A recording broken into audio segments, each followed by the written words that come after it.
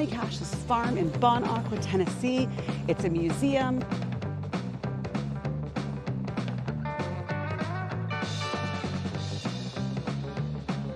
Come out and check this place out. It's pretty amazing.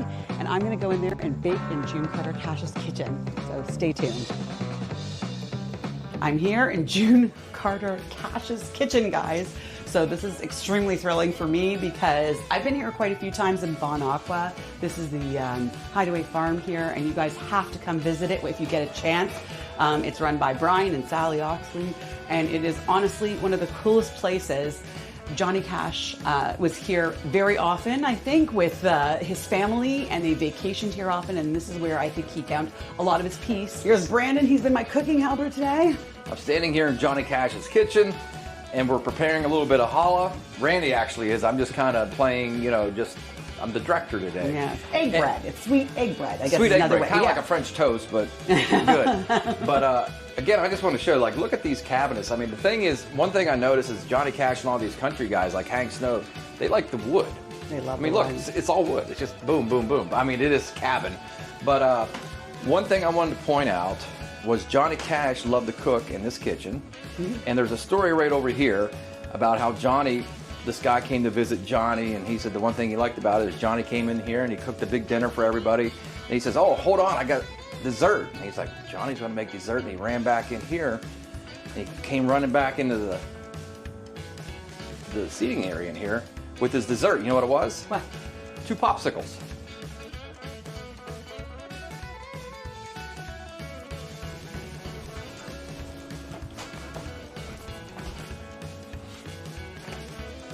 The first thing we're gonna do is you're gonna grab a measuring cup of 4 cups. And what you do with that is you just put in lukewarm water. I'm gonna do a smaller batch, but normally you'll do 4. I will leave the recipe at the bottom for the normal everyday recipe that you do for challah, which is usually once a month, and it makes 4 loaves. And you can freeze the dough, you can freeze the bread. 1, 2, 3, and then you just mix it all up. Overnight, this yeast will activate and make the bread rise. You have to check the eggs and make sure that they're clean. The one way to do it is you just pick it up and you look at the bottom and you can see there's nothing here. It's all in very good shape. So what you want to do is make these eggs active.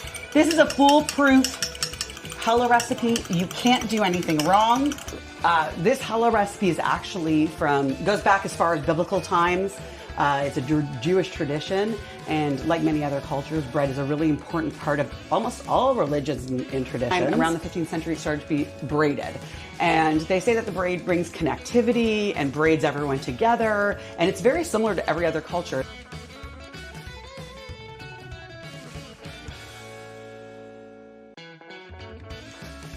So I'm gonna do this first, and I like to add a little extra sugar, I'll be honest. So I'm probably gonna fill it a little bit higher. I just start mixing things around. Some people put in the flour first, but I like to put in the little things. I start there. So I got the salt, the sugar, the eggs in there. This is a half again, so I'm putting in a full cup of oil. So now all we're missing from this recipe is the flour. If you go to Grayson, you won't see Aunt Delta making cookies in the kitchen. No, you will not. But I have to say that is one of my favorite things about this particular farm, is that everything is around you and touchable, and I mean, obviously, you're gonna be but you're in it, which is so nice. Andy and I, we just travel. We just travel with ingredients for challah everywhere we go. Yes. So who doesn't? Right here. Now look at this. I just want to show this, Randy. Mm-hmm. This is Formica. They don't make this stuff anymore. Nope. And that was a very typical of your 1950s and 60s. He loved chili. He loved chili. He made lots of chili, probably in this very kitchen. So there is a cookbook that the Cashes had, the Cash and Carters. Of course, June Carter comes from a huge line of country music superstars. Maybelle, her mother, was a huge cook. John Carter Cash, who's a award-winning record producer and a singer himself, and his wife, I believe, is a singer as well. He compiled all of the Carter Cash recipes, and you can actually buy it online on Amazon. There's a book called The Cash and Carter Family Cookbook. June made fantastic, I believe, cornbread, but she also made cheesecake. And also her mother has her own cookbook, Mabel Carter. And this is when you add the water and the yeast. This is when everything goes together. What you do is you just turn it all around. So it's going to look really goopy and gooey to start. Make sure your oil is open and close by. And the reason for that, and on the other side, also make sure that your flour is close by. As we're mixing this together, it could get sticky. If it gets sticky, then you need to have flour added to it. If it gets, if it's too much the other way, not sticky enough or not moving, you can add oil. So at the moment, it's looking pretty good, but I do have it nearby because eventually I am going to put my hands in here because this is mixing it, but we need to knead it. And kneading it is basically pounding it and lifting it up and going back down. So what she's going to do is give it a good pounding. That's true. Cooking with Brandon's always so much fun. So this looks already a little bit sticky. Before I put my hands in there, I'm going to add a little bit more flour. So you just sprinkle lightly. You don't go crazy. And this is where you have to grab it and start flipping it and pat it down. Flip it, pat it, flip it, pat it. This is still feeling a little sticky. Lift it like a baby and flip it. Flip and pound. Yeah, flip, push. There's one point where flip. she starts punching it. I don't know when that began. Yeah, but that's just kneading it. So you take your knuckles, you put it in there, you push down like that. And remember, it's very important to have clean hands. Yeah, absolutely. And this is looking amazing. You just do that, and there, you've got it. It's pretty much done.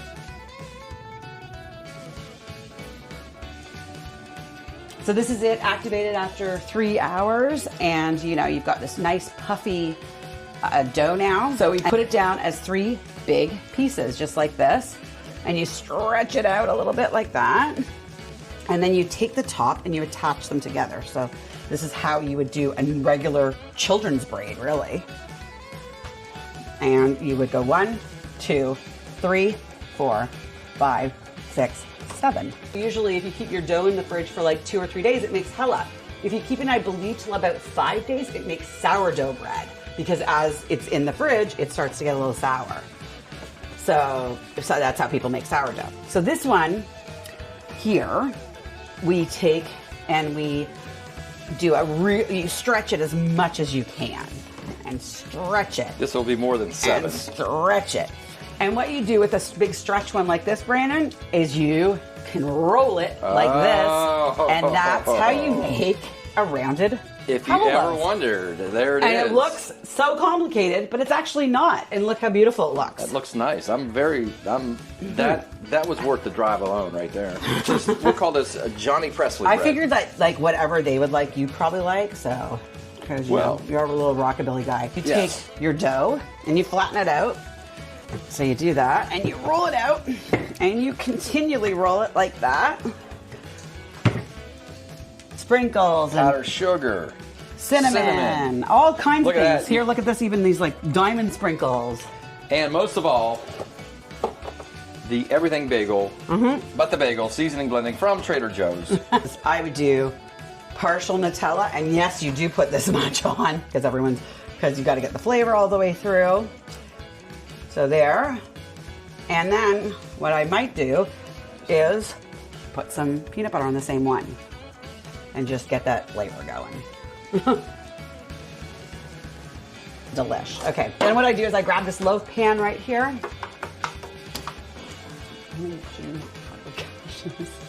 You cut through and you make it flat like that. And what you want to do is roll it like a sushi roll. See that? Just like a sushi roll, right? Almost like a flower. And you start placing it in. Just like sushi. Just like sushi. And this is how you get the flavor to spread all the way through. And if you're... You see that, Brandon? Yeah. Now, the final step is, before you bake it, and you put the oven at 350 degrees, we did a preheat on it at 350, and you put it on for 45 minutes. Now, before you do that, and this is the final step, you just put on egg wash. And the ones You know, I obviously do the Nutella last in case there's allergies. With the egg wash, this is what actually makes the top really brown and beautiful, and helps it bake really well. And you want to really like slop it on there. And you do that on everything, right? The babka. Yeah, everything. But the first things that you do it on is this before you do any decorating or anything, because it actually helps little decorations stick. Things like, here's like sprinkles we do. I'll show you a sprinkle one when we're done. Everything but the bagel. We just got invaded by $2 Elvis here. Look out, man. This is the best. You're going to join our YouTube. Yeah, this is, I mean, how in the world, how does $2 Elvis show up in your, what's going on? But you gave it away on social media, man. Things just got exciting. Things just got really, really exciting. So yeah, you just do the egg wash, that's that. And you just take your sprinkles and boom, you throw it on top. And this makes an everything bread, an actual loaf of bread. And you could freeze these breads, you could freeze the dough. So that's that. Do a sprinkle, you would take the powdered sugar, you take a sprinkle, and you'd literally just sprinkle it on, and you'll see that at the end. Yes. I'll do that after, but that's what you do there. And you can add also this, cinnamon, like I said, and that's it. And this will all go into the oven. Really? I'm supposed to put this on too? All right. Yeah, and we're gonna add a bunch of more things as well. We'll finish it up, but for now, we just wanted to show you So you guys just sort of kind what of we got. slide it in right here Here he is. into the We're actually top rack or bottom rack? Top rack for that one. You put it on for 45 minutes. So you want to set a timer because it really is 45 minutes.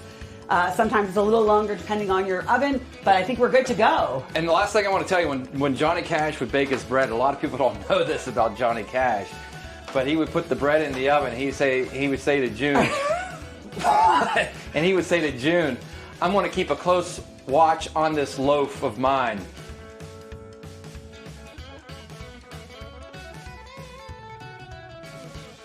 You played it? I played it, and he I held held it, man, yeah. That's all he says. And what is it? What is it, Brandon? What is that thing? This is actually Carl Perkins' guitar right here, and these are the same strings that have been on it for all these years. Yeah. Since San Quentin. He played a couple of numbers on San Quentin. Yeah, yeah. It's called Restless. Yeah. Oh yeah, Restless is a good song. Yeah. And also Folsom Prison Blues. He played it live on the album. Yeah. With this guitar, and here's a picture of them at Folsom Prison Blues.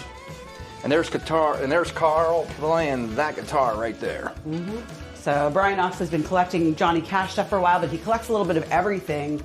And this is all his private collection, which is pretty impressive and pretty cool. And he's a super cool guy and allows everybody to come to his place and check out the stuff, which is really cool. So I think this here is Johnny Cash's chair that he used to sit in. Is that right? Yeah, I believe so. Yeah. I mean, look how. I mean, you can see Johnny like that one. I just thought the thing Maybe is, he ate chili and then sat there.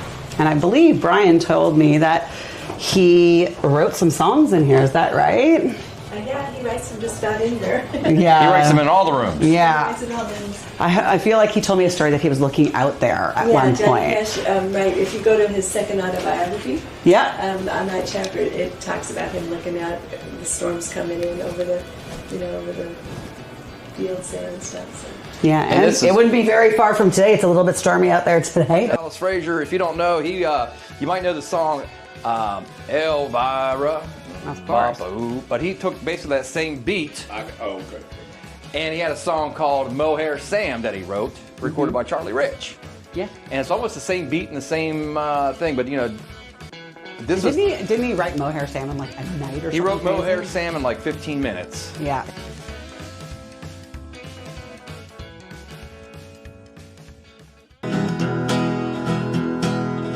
Well, I taught weeping willow how to cry, and I showed the clouds how to cover up a clear blue sky. And the tears I cry for that woman are gonna flood you a big river. And I'm gonna sit right here until I die. Oh! Well, I met her accidentally, St. Paul, Minnesota, and it tore me up every time I heard her drawl, southern drawl. Well, I heard my dream was back downstream, cavorting Davenport. Well, I followed you, big river, when you called.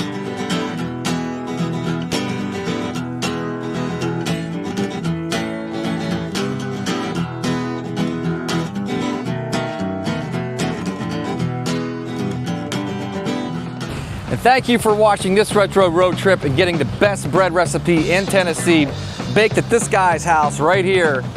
So stick around next time for some more retro road trip adventures.